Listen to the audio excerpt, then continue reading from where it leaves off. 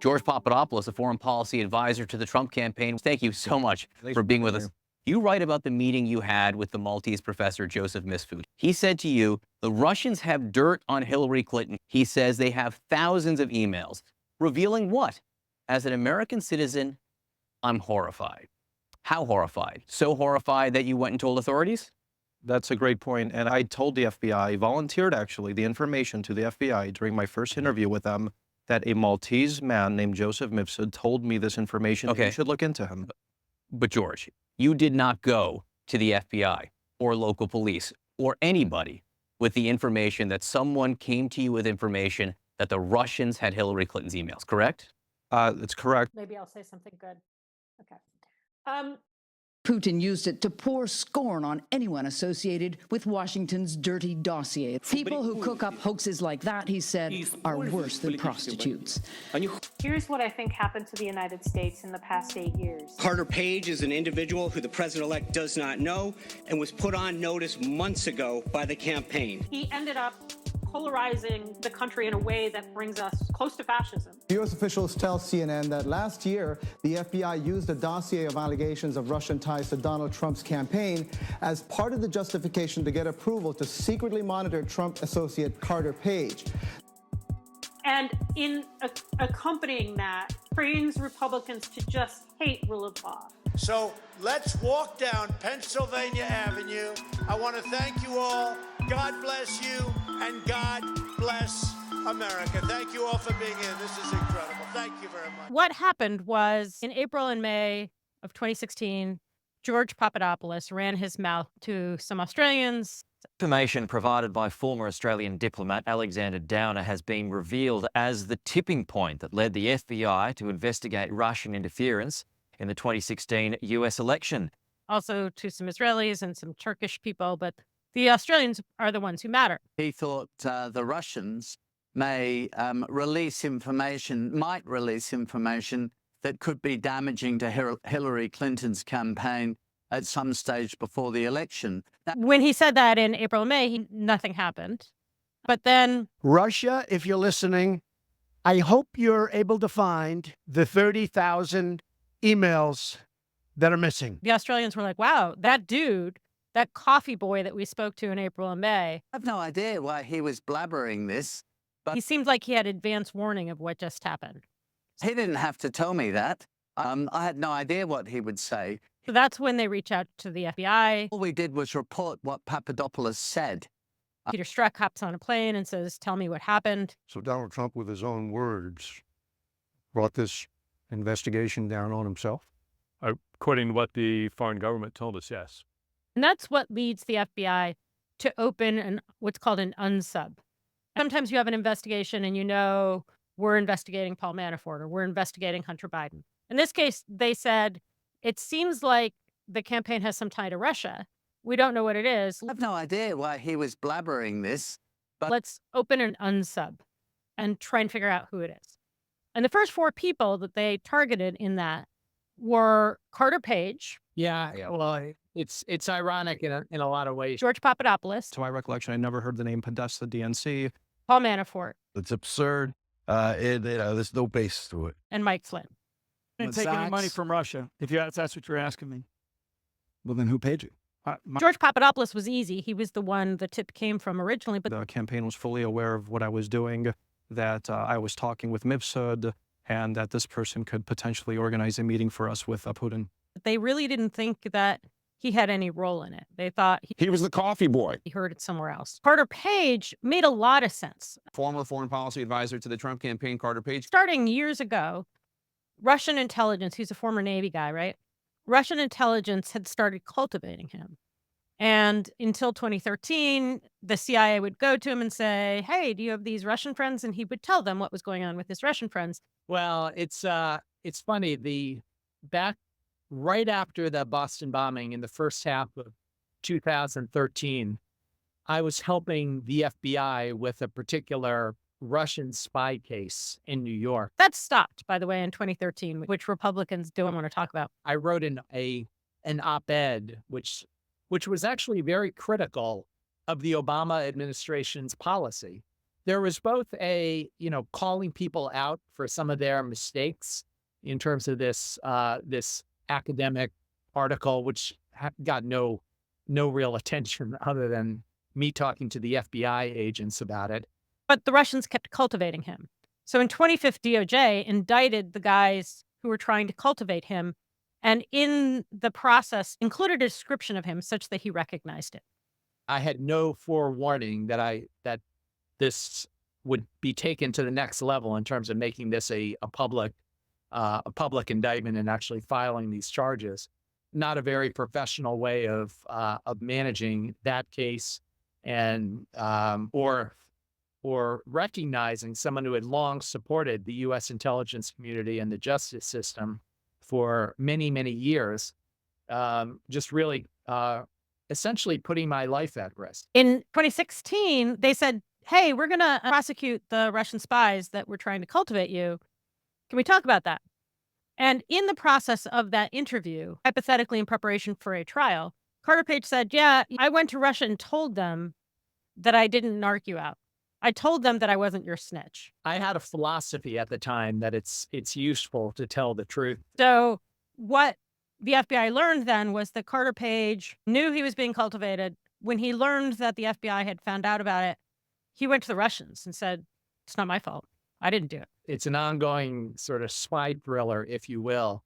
And that led the FBI, sort of understandably, to say maybe Carter Page is doing this willingly. And they opened some kind of investigation into him in March of 2016. Well, it's funny. And really importantly, at that point, the investigation was not about politics. The investigation was about economics. And again, I had supported them and given them a lot of accurate information. The Russians had asked him for economic information. Remember, he was a business consultant, and he gave them non-public, non-classified information. So, and later on, he would say to the FBI, I think that's good. I think it's okay to share non-public information with known Russian spies. I'm a free markets guy. And that's the kind of thing that makes the FBI go nuts. So when Carter Page rushes off to Russia in July of 2016, they know he met with some senior people. There's the Steele allegation he met with others. He clearly is pro-Russian. It's a very long, complicated story. And so in August of 2016, when they're like, who could have advance notice that Russia would have these emails and we're going to release them? Well, Carter Page is an obvious choice, right? Is that a fair summary? Yeah, I think it is. And there's Paul Manafort. They had an existing money laundering investigation into Paul Manafort about bringing in the money that he had earned from his Ukrainian oligarchs. One other thing we learned is that Paul Manafort was under federal investigation since January of 2016, which is well before he was hired to be Trump's campaign manager, and he was being investigated for potential money laundering with Ukrainian money. In that case, it was just like, let's lump this existing investigation into Paul Manafort, into the question of whether he found out about it in advance. There's no base to it. And then finally, Mike Flynn, we had talked about that RT gala that he attended. That's Flynn, a retired lieutenant general who would become President Trump's first national security advisor, seated next to Vladimir Putin at a 2015 dinner in Moscow. So he was at a table with Vladimir Putin. He was taking money through his speaker's bureau from Russia. A speaking event. It was a speaking event. There was another instance where another Russian company had paid him money to come speak through his speaker's bureau.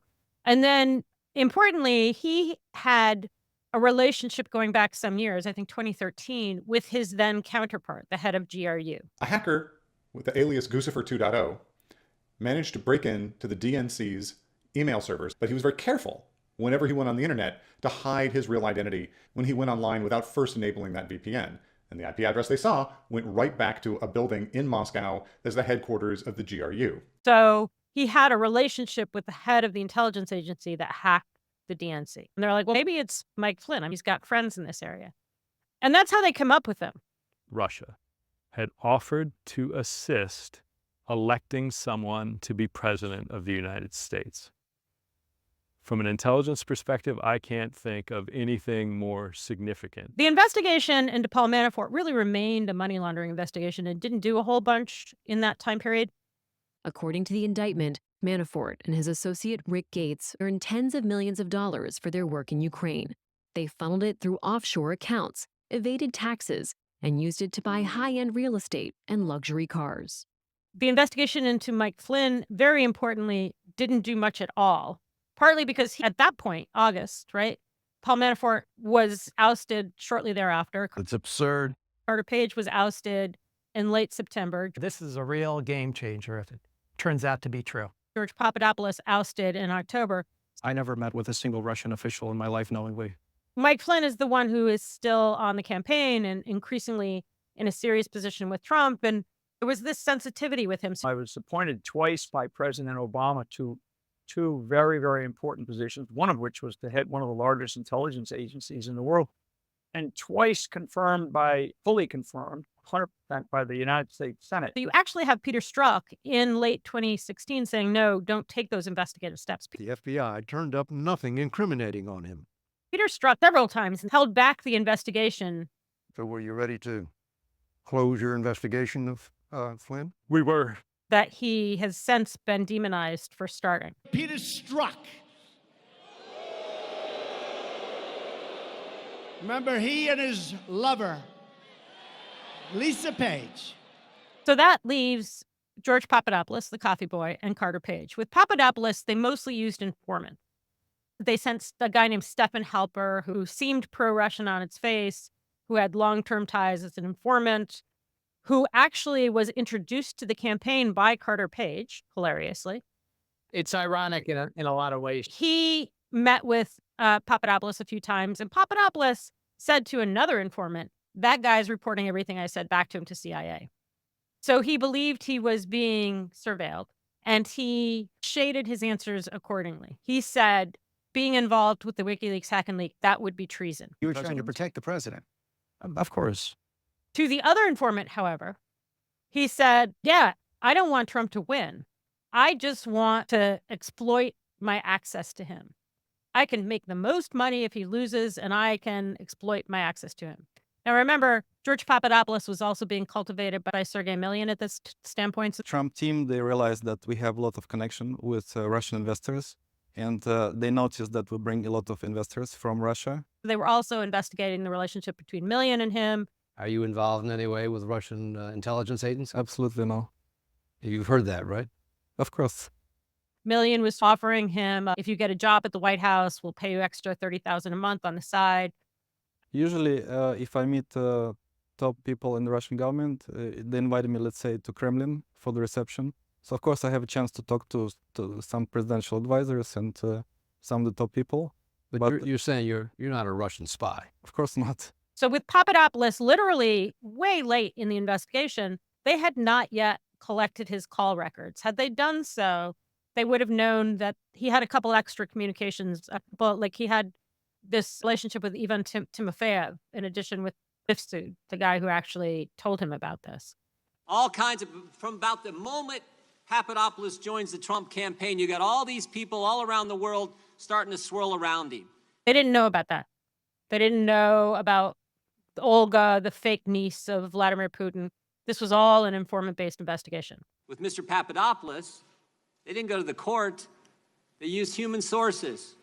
Which finally brings us to Carter Page. Finally. Because of the earlier investigation into Carter Page, he was an obvious candidate. Importantly, the earlier investigation was focused on economic stuff. There are rules in FISA and rules in U.S. targeting, and they say that if you have known contact with foreign spies and it's about something that's not political, you don't have to do political analysis. At least 2 times that we know of, the FBI has investigated your links with Russians. In 2016, last year, when they went to the FISA court and got a court order and received permission to monitor your communications. And earlier, as you know, in 2013, the FBI interviewed you. You were dealing with a man named Viktor Podobny, who was charged later with being an unregistered agent of a foreign government. So that was 2013. At the time, did you have any idea that Podobny was a Russian spy? I talk to diplomats all the time. With Carter Page, they didn't have to say, are we wiretapping him because of the campaign? DOJ-IG got this wrong. DOJ-IG misunderstood a really key part of the way FBI works. They misunderstood that earlier investigation was into whether Carter Page was an agent It's called 18 U.S.C. 951, not whether he was involved in FARA, trying to politically influence.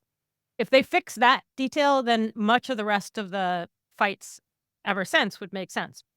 Nevertheless, they start talking about wiretapping Carter Page because he's traveling internationally a lot. And so they're like, we want to figure out what's going on when he goes overseas. And they did use the dossier to wiretap him. There's a different standard when it comes to evidence in court. So all of this false evidence that you've been hearing about myself with the dodgy dossier and other false reports going back through most of the last summer, well, that will have very different implications. They used two things primarily. They used that Sergei Millian report that Trump and Russia had a conspiracy. Trump has done significant business with Russians. And that said there's a conspiracy, so we have to investigate it. And they used the dossier report that said he was meeting with other senior Russians in addition to the senior Russians that were public, and that he might be getting money. Page called allegations he had secret talks with Russian officials on Trump's behalf nonsense. I think it's really just a political stunt from the get-go. Now, one of the interesting things is they also had an informant. They had him talk to, I think this was Halper. And Page said, yeah, I went to Russia and they told me that they're going to give me a lot of money. A blank check, he said. Page responded, well, I don't know that I went that far. I thought there was some support of, certainly, this trip proved it. Nevertheless, Page later noted during the conversation that some people have warned me, be careful with having too much Russian connection for obvious reasons. They're giving me a blank check to spend money on a pro-Russian think tank. And that's one of the things that the FBI was chasing, that he told an informant that he was chasing this blank check. Nevertheless, they used the dossier. Sources say that the FBI Director James Comey has cited the dossier in some of his briefings to members of Congress in recent weeks as one of the sources of information that the Bureau used to bolster its investigation. Now, this includes approval from the secret court that oversees the Foreign Intelligence Surveillance Act, known as FISA, to monitor Page's communications. Comey's briefings to lawmakers stands in contrast to the efforts in recent months by the Bureau and U.S. intelligence agencies to try to distance themselves from that dossier. The FBI didn't clean up the FISA application when they started to learn how dodgy the dossier was. They started learning in November, December, January, February, and so they never cleaned it up. In fact, the FBI withdrew 2 of the applications against him, but those are the 2 that were filed under Donald Trump. They never tell you about that. This was all Obama. This was all Biden. These people were corrupt. The whole thing was corrupt, and we caught them. It was the greatest political crime in the history of our country. If I were a Democrat instead of a Republican, I think everybody would have been in jail a long time ago. And I'm talking with 50-year sentences. Like the stuff that was filed under Barack Obama, the FBI still stands by that. And there's actually a conflict because there are plenty of FBI documents, and I've corroborated this, that say the wiretaps were actually quite productive. Whereas according to DOJ-IG, they're like, well, they weren't getting much. Now, let's take a step back and talk about the 4 of these, and then we'll talk about the Carter Page FISA order. You have George Papadopoulos, who tells an informant that he doesn't want Trump to become president. What he wants to do is find a way to monetize it. What he wants to do is go to Israel or go to U.S. businesses or go wherever and get people to pay him for his access to Donald Trump. I have to be an idiot not to monetize it. Get it? Even if Trump loses. If anything, I feel like if he loses probably could be better for my personal business, because if he wins, I'm going to be in some bureaucracy. I can't do jack. You know? Paul Manafort wasn't hiding it, right? He gets a job on the campaign and immediately sends out letters to his oligarchs, to the Ukrainian oligarchs, to Deripaska, and says, okay, here I am. How are you going to pay me for this? So to be clear, Mr. Trump has no financial relationships with any Russian oligarchs. That's what he said. That's what I said. That's obviously what our position is. Basically, he contacted his Ukrainian oligarchs and said, well, you can pay me while I work for free. So Paul Manafort was selling his access to Trump to the Ukrainians. Starting in November, we learned that almost immediately after the Republican convention, some Turkish guys meet Flynn in New York, and they give his consulting company a gig. Donald Trump was battling the Gold Star Khan family. He was sinking in the polls, replacing his campaign leadership with Steve Bannon. And that was the story in public. But off stage, Mike Flynn was signing a secret contract to get over $500,000 to advance Turkey's interests, a contract he hid from the Justice Department and which stayed hidden until after the election when the story broke. Shortly after, they realized that they need to launder the gig. They changed the name. The objective remains the same. Before Turkey ever paid Mike Flynn any money, he was singing a different tune about Erdogan. Flynn giving a public speech saying that Erdogan, this Turkish leader, was actually problematic because he was allegedly moving towards Islamicism and was too close to Obama. And the only thing he does for Turkey through this laundered payment scheme is write one op-ed, a Hill op-ed that comes out in November of 2016. That's it. $500,000. And then that op-ed sat online for months until all this broke. And then that same newspaper added this note. 4 months after this article was published, General Flynn filed documents indicating he earned $500,000 for consulting work that might have aided the government of Turkey. Neither General Flynn nor his representatives disclosed this when the essay was submitted. That's not a normal correction. Shortly before the trial of his then co-conspirator, he got off on the charges. They revealed that they have a lot of intercepts suggesting that this was much more preconceived than Mike Flynn admitted to, right? But regardless, Turkey looks at Mike Flynn and they say, we give him $500,000 and we have Trump's next national security advisor. One of the things about power-hungry, greedy people is that, arrogance is their downfall. Carter Page, she's like, I have access to Donald Trump. I'm going to get a blank check to have a think tank. So all of these guys that were originally targeted are people who are like, how can I sell my access to Trump? That's obviously what our position is. And importantly, only Mike Flynn was still part of Trump by the time the investigation really got going. Like, they got rid of Manafort in August, said, we don't want to have anything to do with him. They got rid of Carter Page in September. We don't want to have anything to do with him. Let's not jump to any conclusions. They got rid of George Papadopoulos. We don't want to have anything to do with. I did my best. That's all I can say. None of them were associated. The only one who was associated with the campaign was Mike Flynn. They were taking baby steps with. Was given an opportunity, and I took it, and I thought it was a great opportunity. And so that is the history of the investigation. Importantly, though, here's the thing about FISA. There are two kinds of FISA warrants, or targeting Americans. There are two kinds of FISA warrants. One's about data in motion. So if I send you an email, if I send you a text, if I talk to you on the phone, if I make this recording and it's transferred over the wires, that's data in motion. And that's the base level of FISA warrant. But there's also when they collect on your cloud account or on your apartment, they count as the same thing. It's a physical warrant. And we saw this with Hunter Biden. If they can collect on your cloud account stuff you sent 5 years ago, it's a gold mine. And so with Carter Page, they used both. And this was an issue of sensitivity.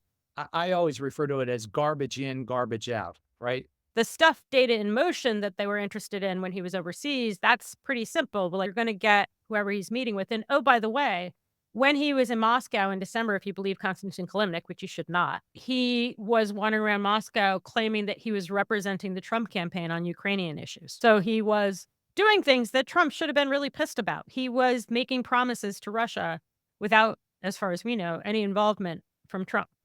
Carter Page, had you, when we spoke before, ever met Donald Trump? I had never then when we last spoke, and I still have never had the privilege of meeting him. And, it's unfortunately, I just being totally misportrayed. I've been a man on the run. But the important thing is that data at rest, that cloud access, that got emails from the time he was on the campaign. And that's the entire sensitivity. Now, I think the campaign at that point really cared about not being in the pants of Russia, right? That's what he said. That's what I said. That's obviously what our position is. At that point, they realized that it would be toxic. I think they were obviously covering up for the Trump Tower thing. Can you share what communication the president had with Michael Cohen about Trump Tower Moscow? And can you share the last time they talked about Trump Tower Moscow? Probably can't do that. I wasn't his lawyer at the time. I can tell you, however, before the investigation, during the period that they're looking at, they did have conversations about it. The conversations lasted throughout parts of 2016. The president is not sure exactly when they ended. They were covering up probably a bunch of other things about Russia. They were covering up about the June 9th meeting. Let's run down quickly what we know. Goldstone met Trump through his work as a publicist for a Russian pop star, Eamon Agalarov. It was Goldstone who helped make Trump's dream of bringing his Miss Universe pageant to Moscow a reality. And as I said, Goldstone is also the author of his now infamous email exchange with Donald Trump Jr., in part promising information that would incriminate Hillary, and that the high-level and sensitive information was part of the Russian government's support for Mr. Trump. And so the easy way, and this is what Trump would do with Mike Flynn later, is get rid of him. Trump has this belief, or did then, maybe he doesn't anymore, that if you just get rid of it, it'll go away. The thing about Trump is that back then, I think he's actually, it's changed this year, but back then, his campaign was like 7 different influencing sides. And so you had Roger Stone on one side and Corey Lewandowski on another. You know, the problem is everybody dumps people when there's a sign of political incorrectness. Folks, look, I'm a loyal person. I'm going to be loyal to the country. I'm going to be loyal to Wisconsin. We have to tell it like it is. It would be so easy for me to terminate this man, ruin his life, ruin his family. He's got 4 beautiful children in New Hampshire, ruin his whole everything, and say you're fired, okay? I fired many people, especially on The Apprentice. Corey Lewandowski was trying to get rid of Manafort so he could get back in. Everyone had their own personal super PAC, and that's the way they were getting rich. So you wanted to be back in to get a super PAC. But here's the thing. Again, one of the issues is that people want to get rid of the rival, because if you get rid of the rival, then you can open a super PAC and get rich. And this happened over and over again. Brad Pascal did it in 2020, right? Meet Brad Pascal. Brad was getting rich. How rich? Really rich. A $2.4 million waterfront house in Fort Lauderdale. 2 Florida condos worth almost $1 million each. He even has his very own yacht. And that's one of the things I'm trying to say, is that all of these people were trying to make bank on Donald Trump. All of these people. To the ground, man. Jesus. I didn't do anything. This body camera video shows the takedown of former Trump campaign manager Brad Pascal after a standoff with Fort Lauderdale police at his home. His wife said he had several firearms. The police found 10. Can you come outside with no weapons, please? Pascal had become a prominent figure in the president's circle, running the digital side of the 2016 campaign and becoming campaign manager of the 2020 re-election bid until July, when he was demoted. Obviously, he's offering people this illusion of wealth, and it's a fraud. This is the thing, is he's offering everybody to join in his fraud. He remains a reality TV star. So there are 2 questions. Why do Republicans do it, and why do other people around him do it? And the why do people around him do it is because it's an easy way to money and power. Why do Republicans do it? I keep coming back to it. There are Christian nationalists, people like Bill Barr, who are willing to use Trump as a tool. Among the militant secularists are many so-called progressives. But where is the progress? We are told we are living in a post-Christian era, but what has replaced the Judeo-Christian moral system? The fact is that no secular creed has emerged capable of performing the role of religion. Bill Barr, Sam Alito, Pat Cipollone. And then once he became less useful to them, once he had packed the courts, then they were, I'm going to distance myself from your crime. And I've expressed concern about a second Trump term, and I really point to the secret audio tape that came out that had Bannon talking before the election, saying, and he wasn't aware he was being recorded, telling supporters that that Trump was going to stay in office no matter what, and that a second term was going to be off the hook because he never had to go back to the voters again. All of the Christian nationalists, except for Sam Alito, did that, right? We're going to focus more closely now on that New York Times reporting about that appeal to heaven flag seen flying outside Supreme Court Justice Samuel Alito's New Jersey beach home last year. The flag was also carried by rioters at the U.S. Capitol on January 6, 2021.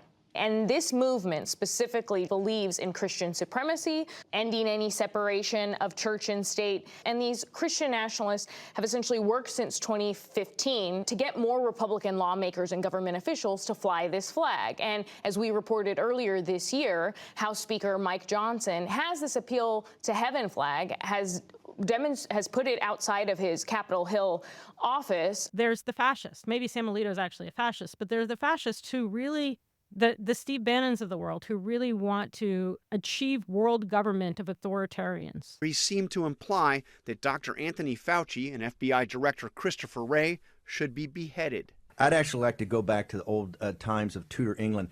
I'd put the heads on pikes, right? I'd put them at the two corners of the White House as a warning to federal bureaucrats. You either get with the program or you're gone. There are people who are opportunistic, the Elise Stefanik's of the world, who say, this is my way to power and I'm going to lie and cheat because that's the way I can enter leadership in the Republican Party and maybe become a VP candidate. And joining me now is a key Trump ally, Republican Congresswoman Elise Stefanik of New York. As you know, Trump took his case to court more than 60 times that there was fraud. He didn't win. But I want to get back to this key question. Do you still think it was a tragic day? Do you think that the people who stormed the Capitol should be held responsible to the full extent of the law? I have concerns about the treatment of January 6 hostages. I have concerns. There are the people who are snowed, the people who believe Donald Trump's lies. I did a post on Scott Perry's belief in all of Scott Perry, I think, honestly does believe that the Ukrainians attacked the United States, not Russia. Joining us tonight from Harrisburg, Pennsylvania, Congressman Scott Perry. He represents the area there, a member of the Freedom Caucus. This is impeachment number 3. It's attempt number large. Russian collusion, then the impeachment. This is just the 3rd large attempt. And so I think that Scott Perry, he did this in a House Oversight hearing once. Many of us, I was one of them, sat in a skiff week after week, day after day. For an impeachment, one of the members of this committee, now, as a staff member then, a staff attorney then, knew there were lies being told to compel the impeachment, to back up the impeachment, to reinforce the impeachment. Lies. Abject, straight-up lies. Not to mention the fact that for years, the other side of the aisle pursued the then duly elected president of the United States based on pure hyperbole about some Russian hoax that has now turned into, it's the same old story from the 1930s in Germany and the 1940s. If you tell a lie enough times, it becomes the truth. And I believe that man actually buys into all of this garbage. A lot of these people are weak-minded and not very intelligent, and so I think it's easy for them to believe clear fraud. And then, again, we're all Don Bacon's wife. And I say this a lot, and this is my new mantra. Bacon and his wife, Angie, were college sweethearts. She's appeared in a few campaign ads and at events, but where she finds herself now is unenviable. Don Bacon, remember, is this moderate from Nebraska, one of the most moderate, if you can call him a moderate, one of the most moderate people in the Republican Party.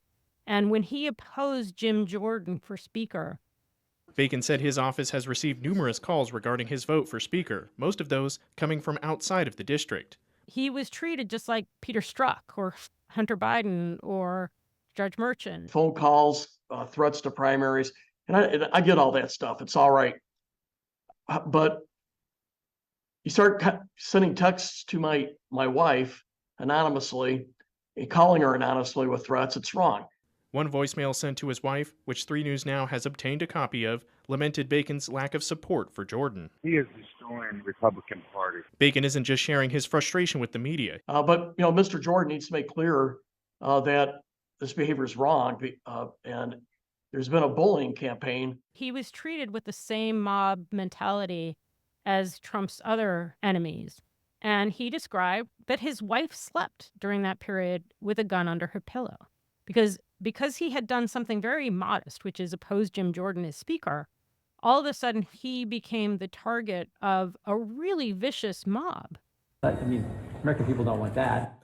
And people who have been on the brunt end of that mob, they're either going to choose to fight back, and they're the rare ones, or they're going to choose to hunker down and do nothing to attract attention again. And I think that's the larger number, the people who are terrified by that mob. Peter Meyer, right? He's rich. He's former military. He was the first freshman, actually lawmaker ever, to vote to impeach a president of his own party. And when he voted to impeach Donald Trump, he started wearing body armor. In an interview with Politico magazine, Meyer said he'll now support whomever the 2024 GOP nominee is. Amid little doubt, it's likely to be Trump. And he's doing more than that for the former president. He submitted a court filing arguing that Trump's name should be allowed to appear on Michigan ballots amid debate over whether Trump is disqualified from the presidency because of his conduct on January 6th. Mitt Romney, right? Rich, voted to impeach, and started hiring security because he could. Now to Utah Senator Mitt Romney. The 2012 GOP presidential nominee announced he will not run for re-election next year and will retire from the Senate. Everyone besides Peter Meyer and Mitt Romney can't afford that personal security to defend against the mob, and so many of them capitulate. Many of them just get terrified and give in. It is terrifying. It is absolutely terrifying. And I talked to a lot of people who've been the primary victim, not the most obvious. I've never spoken to Hunter Biden. The New York Post has already published aerial photographs of where I live. That's not why I do the Hunter Biden stuff. But I've talked to other key victims of this story, and most of them are like, I have managed to rebuild my life after being targeted by Donald Trump, and I'm not willing to invoke that wrath again. If everyone who had been targeted by Donald Trump came out on the same day and said, I'm not going to do it anymore, none of us are going to do it anymore, there'd be too many targets for the mob, right? There'd be too many people for the mob to hit. But Donald Trump just serially targets one after another person, and they become the focus of the mob. And then, like these jurors who just voted to convict Donald Trump, they're being doxxed as we speak. They don't have private security. What is going to happen to these people? What is going to happen to these people when the entire mob of the Republican Party starts going after them? And I don't know the answer to that. And how do we tie that mob violence to Donald Trump? Here's the trick. It actually is genuinely hard, with the exception of one or two people like Tyler Toronto. A U.S. Navy veteran. He was arrested last week outside former President Obama's Washington, D.C. neighborhood. Nearby, federal agents say they found his van with 2 guns, hundreds of rounds of ammunition, and a machete. He's a veteran, suffers from mental illness, joined in January 6th, and then one day on Truth Social took the address that Donald Trump himself RT'd for Barack Obama. And then this mentally ill man who had been trained in the military starts stalking Barack Obama's neighborhood. But there are other issues on the table right now. They're seeking to have Toronto held in jail, alleging he threatened to detonate a vehicle. Against Democratic Congressman Jamie Raskin, who you might recall led the second Trump impeachment. His January 6 crimes were just trespassing. Same with the guy who attacked the Cincinnati FBI office, by the way. An armed man who allegedly tried to break into FBI Cincinnati field office was shot and killed by police during an hours-long standoff today. The suspect has been identified as 42-year-old Ricky Schiffer. So what do we know about this man? According to CNN, a social media account with his name shows a post made referencing an attempt to storm an FBI office. It was published on Truth Social, Donald Trump's platform. He was being investigated for low-level crimes on January 6th. And then he goes postal one day and kits himself out and tries to break into the Cincinnati FBI office after Trump's house was searched. Federal investigators say Schiffer might have had ties to far-right extremist groups, including the Proud Boys, stand back and stand by. It's stochastic terrorism. You can't hold Trump accountable because he lied. Now prosecutors are trying to deal with the fact that Trump lied about the FBI having an assassination attempt on him when they went to his Florida house knowing full well he was in New Jersey. Donald Trump's campaign has used lies without any shame to mobilize and animate and energize its supporters. But believe me when I tell you that this time it's different. disinformation of a stripe and variety that goes well beyond the size of his crowds or his golf scores. A dangerous lie this time. Trump's entirely false assertion that the Department of Justice authorized the FBI to use deadly force in its 2022 court-approved search of Mar-a-Lago. That lie has exploded. Watch.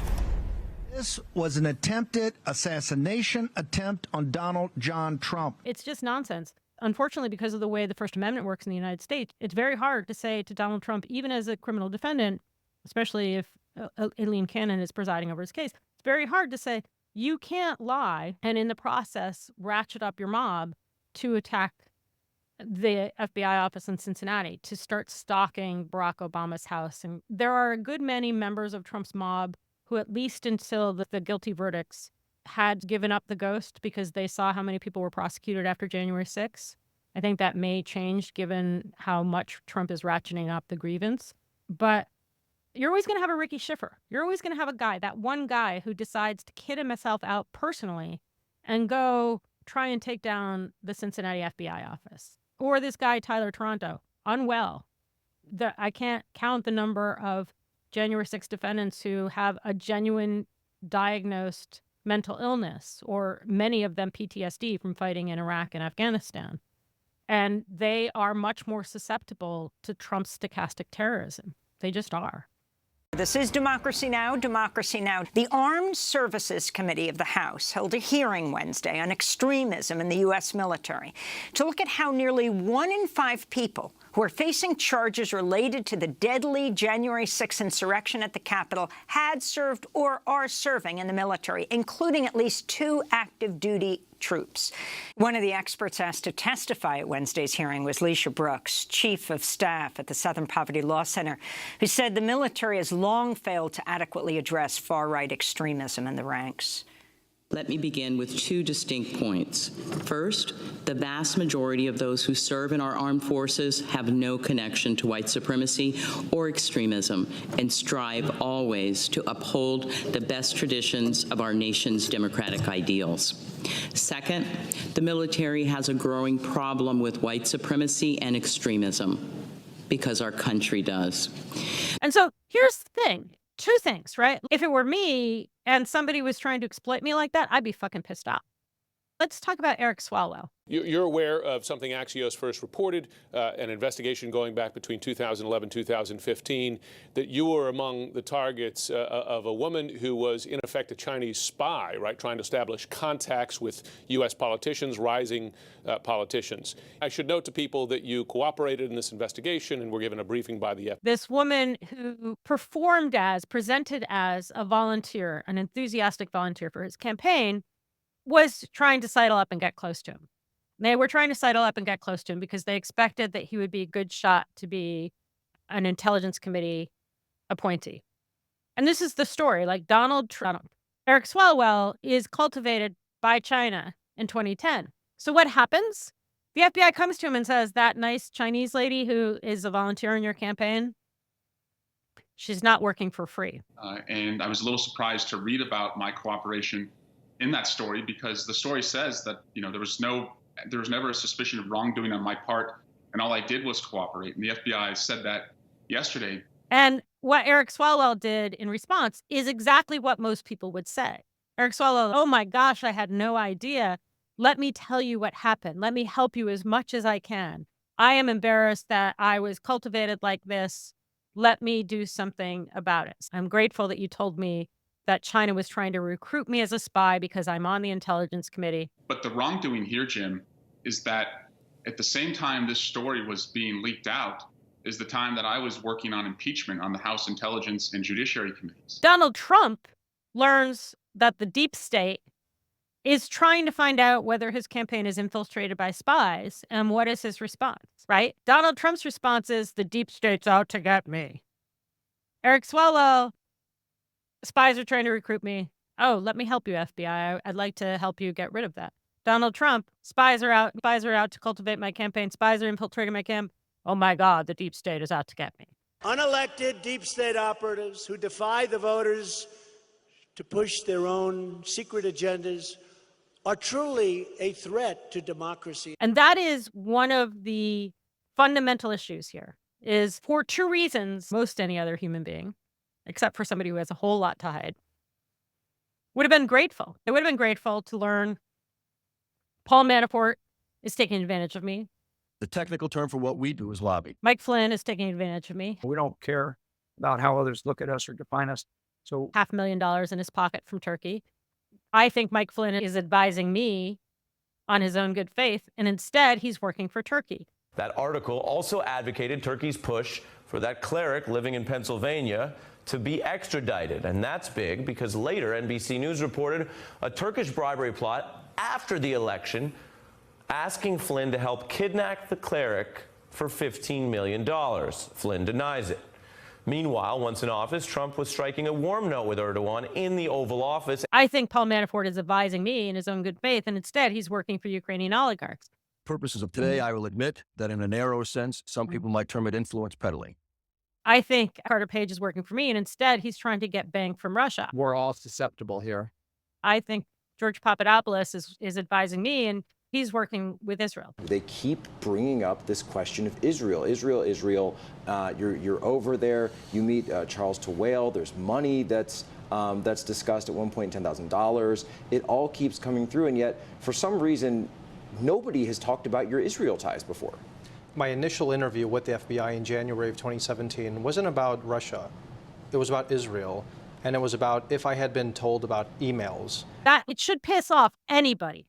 It should have pissed off Donald Trump. It should piss off anybody. All these people were exploiting these. It's not just them. Everyone around Trump is exploiting him. They're taking advantage of him. They're making millions off of him, hundreds of thousands, whatever it is. None of them have his own interests at heart. And most human beings would say, thank you, FBI, for alerting me to that fact. And Donald Trump has the exact opposite. Trump wrote on social media Friday, if you go after me, I'm coming after you. The important part about Carter Page is out of the campaign. No one cares about him.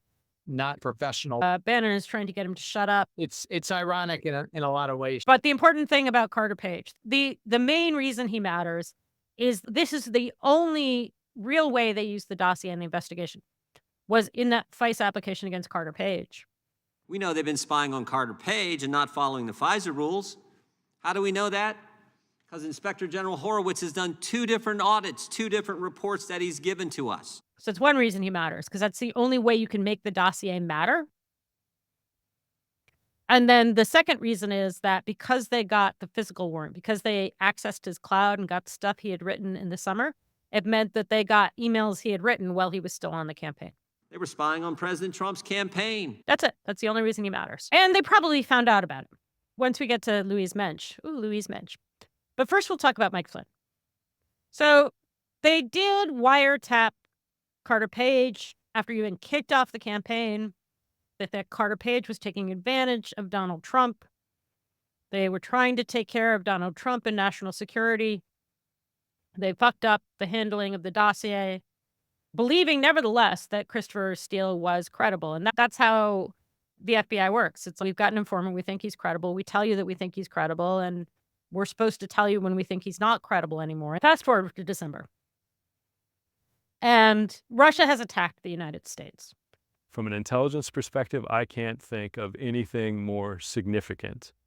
And the IC has been trying to figure out how to manage it all along. Like, how do you manage the attack on an election and still honor democratic principles? It becomes public on December 9th of 2016 that the CIA now believes that Russia was helping Trump, not just to undermine the United States, but also to help Trump. And that makes things really contentious.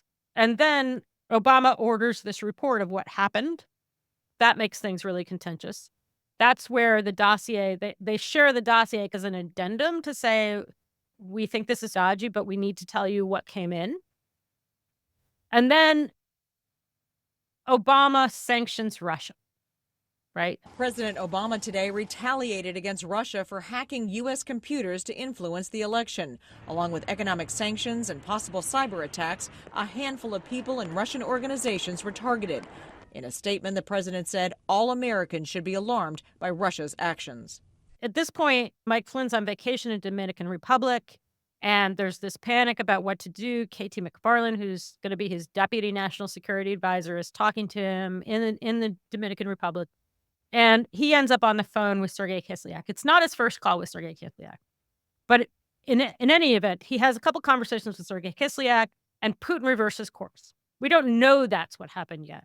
But Putin reverses course very publicly and very ostentatiously. And then Trump thanks him equally ostentatiously. As Barack Obama and Vladimir Putin face off in a high-stakes chess match, Donald Trump tweeted his way in between them Friday, praising the Russian president after he held back and decided not to expel American diplomats, as expected by other top Russian officials. Trump wrote, "Great move on delay by V. Putin. I always knew he was very smart." And that's when the IC goes, holy shit, what's going on?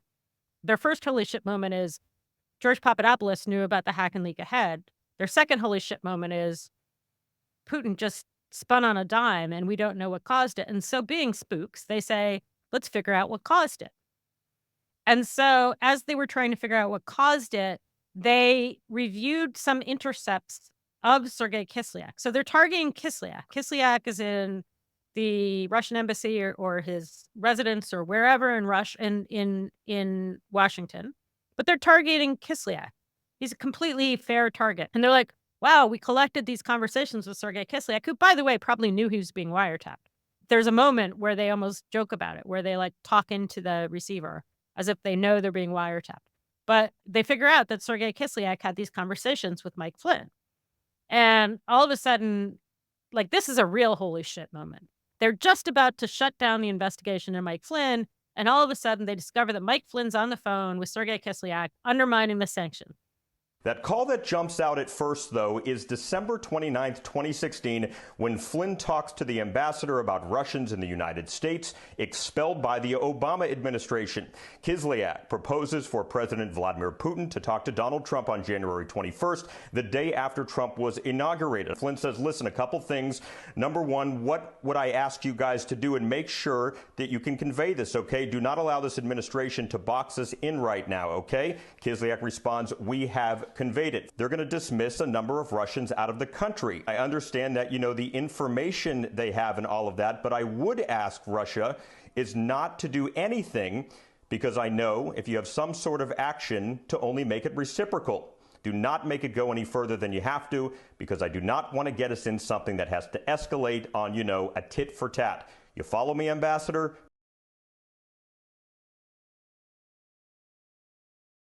And at this point, they think he's a lone wolf. They think he's doing this on his own. They think he got money from the RT Gala. They got money from, Kaspersky, what have you. He's undermining Donald Trump. That's what they think. And then they keep looking and they discover that the conversation goes back earlier.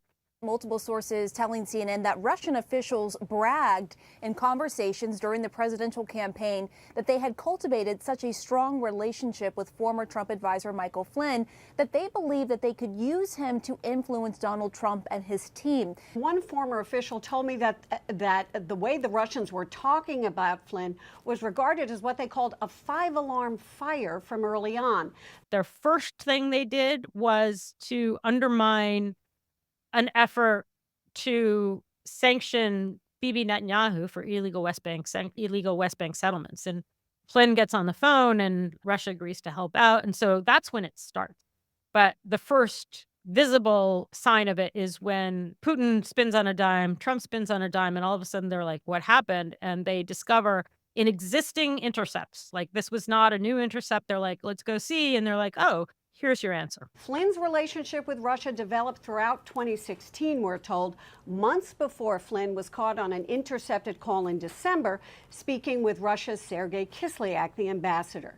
So there's this panic in the government. They're like, okay, the incoming national security advisor is undermining U.S. security. This is like the nightmare of all nightmares for spy stories, that former spy made friends with the GRU comes in and he's undermining U.S. policy. It's an ongoing sort of spy thriller, if you will. What do we do about it? And the fact that he was wiretapped, or he was caught on a wiretap, leaked. And to this day, we don't know. One obvious explanation is Congress leaked it. Another obvious explanation is that somebody in the IC said, let's leak it and see how he responds, because this is so urgent to figure out whether he's a spy for Russia. Let's leak it and see how he responds. Or maybe, and I don't rule this out, maybe Trump leaked it or Russia leaked it, because this is the kind of thing both of them would do. When they leak it, Flynn lies publicly. Flynn tells Pence nothing happened. Pence goes around, says nothing happened. And that's when things change. And that's the excuse that the FBI says. They're like, it's one thing for him to call up and undermine U.S. policy as the incoming national security advisor. That's one thing. But to lie about it publicly means you're hiding it, right? To lie about it publicly means you're hiding it from somebody. And we have to assume you're hiding it from Trump, too, especially because Mike Pence says he doesn't know about it. And that's when the investigation, that's when they're like, that's when holy shit moment becomes holy shit moment. They're like, okay, the incoming national security advisor may be a spy of Russia. And that's when they decide they're going to interview him. In the interview, he lies repeatedly, not just about the Russian conversations, but he also lies about the Egyptian, the undermining the Israeli thing. And so then they approach Trump and they're like, hey, your incoming national security advisor is in the tank for Russia. They didn't. They might have, and it might have been smarter to do more investigation, right? But they didn't. I think we ought to get on with our lives. The whole, age of computer has made it where nobody knows exactly what's going on. At that point, let's go back. Here's the interesting thing about those intercepts. The entire time Mueller investigated this, he assumed he would never be able to use those intercepts in a criminal prosecution, because you never can. You can't just introduce a FISA intercept. And we now know what they say because Donald Trump handily released them such that Russia can review them too.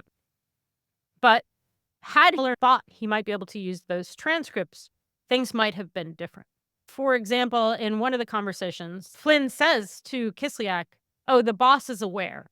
That tells you that he's had a conversation with Donald Trump about what's going on with his conversations with Russia. In another conversation, the transcripts seems to raise questions about whether somebody's on a speakerphone. When Flynn made the first call, he was in Mar-a-Lago.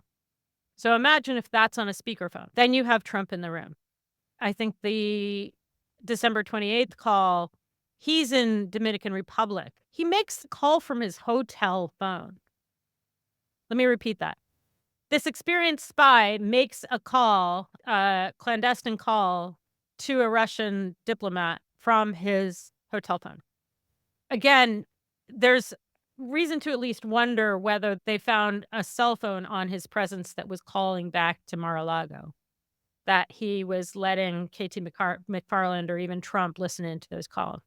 The entire Mueller investigation presumes that you can never get any of those details in, presumes that you can only pursue with your investigation what you can get all witness. That's important to know. If Trump thinks that the FBI knows he was on a speakerphone for that first call with Russia, that changes things, right? This was not a wiretap of Mike Flynn or Donald Trump, but it was a wiretap, a long-standing wiretap of Sergei Kislyak. But if Trump is worried about evidence that he was on a speakerphone, that changes things. The president stated that he wanted to dine with Comey alone. According to Comey's account, at one point during the dinner, the president stated, I need loyalty. I expect loyalty. Comey did not respond, and the conversation moved on to other topics. But the president returned to the subject of Comey's job at the end of the dinner and repeated, I need loyalty. You will always get honesty from me. That's what I want, honest loyalty. Mike Flynn's interview is January 24th. It leaks. Trump ends up firing Flynn on the 13th. Sean Spicer today said what cost Flynn his job was not coming clean about those conversations and misleading Vice President Mike Pence about them just before Pence went on television to talk about it all. The White House would not say, and I asked this question specifically, what evidence the White House counsel Don McGahn weighed to determine that there was nothing illegal in those phone conversations. But the FBI is known to have transcripts of electronic intercepts of those conversations. And the 14th, they asked Jim Comey, can't you make this all go away? The president began the conversation by saying, I want to talk about Mike Flynn. The conversation turned to the topic of leaks of classified information. But the president returned to Flynn. He's a good guy. and he's been through a lot. I hope you can see your way to letting this go, to letting Flynn go. He's a good guy. I hope you can let this go. Comey agreed that Flynn is a good guy, but did not commit to ending the investigation of Flynn. This is another example, like Paul Manafort. If I just fire them, it'll all go away. Now that we fired Flynn, the Russia thing is over. Please make it go away. It didn't go away. Basically, Trump's go-to since then has been loyalty. That's what I want. That is an important thing to know about Donald Trump is he is willing to tolerate you selling him to the highest bidder. He really is. It's insane. Would piss me off. Probably piss you off. I guess for him, it's a way to be a cheapskate. I'm not going to pay my campaign manager, but if he finds a way to, and so many people robbed him from the inauguration committee. It was such a slush. It's all a slush. Now we have to talk about Louise Mensch, but I need to take a break. Any questions? And joining us now, the journalist whose reporting from last year is at the heart of this growing controversy. Louise Mensch is Vice President, Creative and Strategic Division at News Corp. Mensch is also the former editor of Heat Street, where a November 2016 article she wrote is getting a lot of attention. And reportedly, some of that includes folks at the White House. Let's talk about Louise Mensch, because to this day, no one understands what to make of Louise Mensch. Louise Mensch was a Tory MP.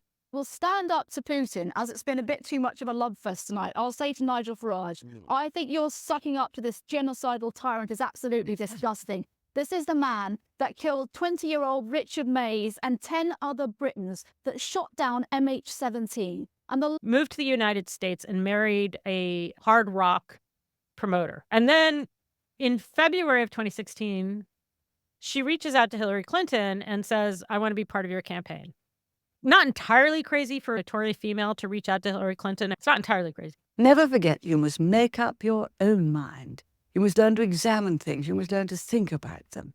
But it's still suspect. And over the course of this burgeoning concern about Russia, Louise Mensch becomes one of those people who can roll out these 200-word tweets, taking some nugget and spinning it into an entire conspiracy. Today, she set Twitter on fire. She's claiming that right before Donald Trump flew off to Saudi Arabia on his Air Force One plane, that the marshal, the marshal of the Supreme Court came up and delivered a message to Donald Trump that the impeachment has already began and that he's not going to be able to pardon anybody. She's not alone, but she was very good at it in the time. Boy, remember Louise Mensch? Remember the marshal of the Supreme Court? Holy hell, she was good at that shit. She was hilarious. And so Louise Mensch, in November, before the election, maybe November 7 or 8, she writes this story. Remember, the Alpha Bank thing breaks slowly, starting in October of 2016. Major, I want to begin by asking you again about these reports between a Trump organization computer and a Russian bank, some type of connection there. And then October 31st, 2016, New York Times said FBI was looking into Trump's Russian ties. They didn't find anything. The Alpha Bank thing turned out to be nothing. And the New York Times is reporting, however, that the FBI never found direct links between the candidate and the Russian government. I think there's good reason for it, but the most infuriating article in the history of electoral politics. And then also on the 31st, on the 1st, Franklin Foer writes his article about the Alpha Bank stuff. So the Alpha Bank stuff for the first time is fully public. This allegation that a marketing server in Pennsylvania used by the Trump organization is attempting to send messages to Alpha Bank. And so that is going haywire. And Louise Mensch in early November writes this, and I'm going to annotate as we go. Contrary to early reporting in the New York Times, and this is that infuriating story. Contrary to early reporting in the New York Times, Louise Mensch is going to fact check the New York Times, which cited FBI sources as saying that the agency did not believe that the private server in Donald Trump's Trump Tower, which connected to a Russian bank, had any nefarious purpose. It wasn't in Trump Tower. Yes, what I reported was that my sources said, I should say at the outset, I don't have a piece of paper with a FISA warrant in front of me. She mistook the story. The FBI's counterintelligence arm, sources say, redrew an earlier FISA court request around possible financial and banking offenses related to the server. The first request, which sources say, named Trump, was denied back in June, but the second was drawn more narrowly and was granted in October after evidence was presented of a server possibly related to the Trump campaign and its alleged links to two banks, SVB Bank and Russia's Alpha Bank. When the Times story speaks of metadata, sources suggest that a FISA warrant was granted to look at the full contents of emails and other related documents that may concern U.S. persons. Now, let's take a step back. What are we, 8 years later? This story is hilarious. Marshal of the Supreme Court. But she had something. And this is the really interesting thing. It's unclear where she got this. Somebody did feed her something real. She vomited it up. She didn't know what the hell she was talking about. You don't need a FISA, and I said this in real time, you don't need a FISA warrant to get metadata of any sort, not DNS, not call records, nothing. You don't need a FISA warrant for that. So she vomits it up. She places it in Trump Tower. People mostly ignore it. But I want to say one thing, right? So in retrospect, for a long time, we assumed that Louise Mensch was the first person to find out about the wiretap of Carter Page. That's what it sounds like. What was interesting to me, and I think probably many of the other journalists who later corroborated my story, or at least reported the same thing, which includes the BBC and The Guardian, is that nobody that reported this warrant ever mentioned so much as a wiretap at all. They got a wiretap. They got a FISA wiretap of Carter Page in October of 2016. After the Michael Sussman prosecution, my suspicion is she was told about some kind of warrant targeting Alpha Bank, like a real national security warrant targeting Alpha Bank. And the reason I say that is all the Michael Sussman records say, here are the reasons we don't think there's anything to this. And most of the reasoning goes to these two hack cyber security agents who just didn't even look at the data and said it's wrong. Didn't know what they were looking at. They weren't DNS experts, said it was wrong. Most of it goes to them. But there is one redacted reference in all of the records in the Michael Sussman case that makes it clear there's some kind of national security collection on Alpha Bank. And that was the thing that they relied on finally. My guess is somebody told her about a wiretap targeting Alpha Bank. That a warrant was granted on the communications between two Russian banks. And specifically, permission was granted to the FBI to look at U.S. persons incidentally caught up in that investigation. And she turned it in the story, and it was ridiculous. And now it's snowballs, right?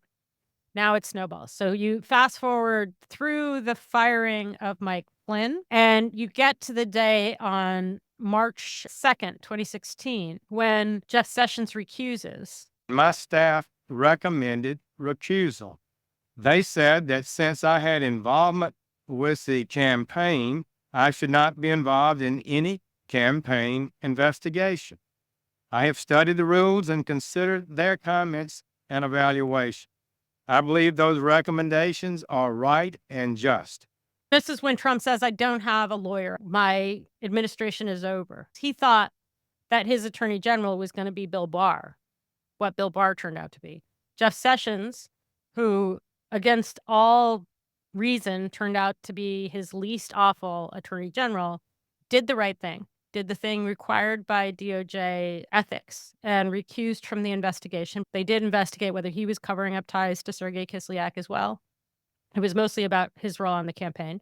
And so at that point, Trump believed he could get rid of the investigation by firing Mike Flynn, and then learns that he doesn't have an attorney general who's just going to shut it down. And he panics, and he makes up the fact that the deep state has targeted him. Either the deep state destroys America, or we destroy the deep state. That's the way it's got to be. And all of a sudden, Trump's efforts to shut down this investigation keep failing. And people repurposed this insane, obviously false Louise Mensch story. First, Andy McCarthy did and said that FISA order was improper. Andy McCarthy will say anything for $1.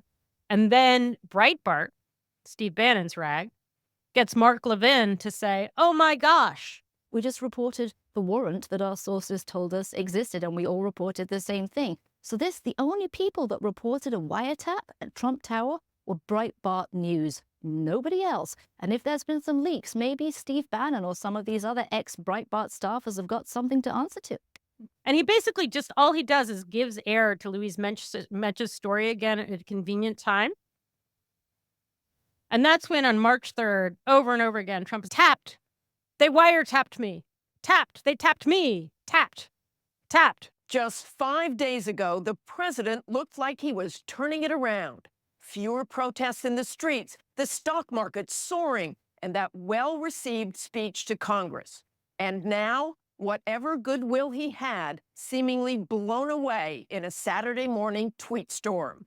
Even by his own standards, the president leveled an extraordinary accusation against his predecessor, accusing former President Barack Obama of wiretapping him last October during the critical final weeks of the election. And that is the birth of Trump's victimization. That is the birth of something Trump needed to be true from that point forward. And he found ways to make it true 2 or 3 times down the road. That is the birth of Trump's claim, which most maggots believe as if it's the 10 Commandments, that the deep state went out after Trump in 2016, that the deep state wiretapped Donald Trump in 2016 and tried to take him down. And that's where this assault on the deep state really comes from. Thanks for listening to Ball of Thread. To support this series and get answers to your questions, go to patreon.com/balloffthread. You can join us for as little as $1 a month. We appreciate your sharing this work with anyone who cares about the Constitution, and please consider giving us a 5-star rating wherever you get your podcasts.